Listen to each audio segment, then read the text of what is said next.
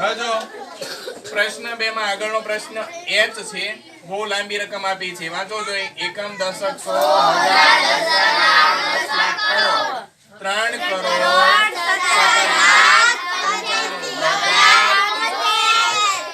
Ready 85,000 નહીં 95,000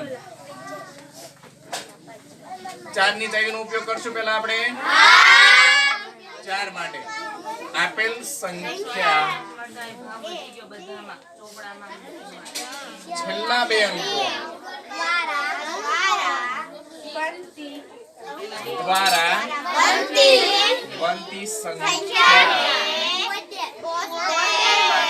72 એટલે કે 72 છે. આ 72 ને આપણે કેટલા વડે ભાગવાના છે? રકમમાં લઈએ 4 વડે એને ભાગીશું. 4 એકાને 4 4 અઠ્ઠું 32 નિશેષ ભાગાકાર મળ્યો તો અહીંયા શું લખી શકાશે? તો કે ભાગ્યા 4 બરાબર જવાબ તરીકે 18. જો જવાબ મળે છે તો કહેવાનું છે આમ આપેલ સંખ્યાને 4 વડે નિશેષ ભાગી શકાય. રેડી? હવે લઈએ 8 માટે આપેલ સંખ્યામાં છેલ્લા 3 અંકો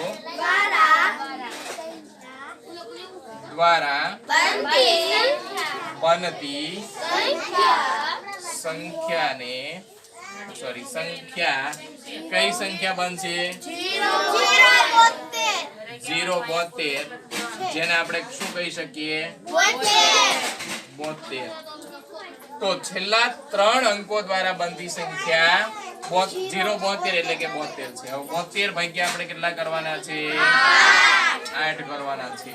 72 ભાગ્યા 8 ના ઘડિયામાં 72 આવશે. ક્યારે આવશે?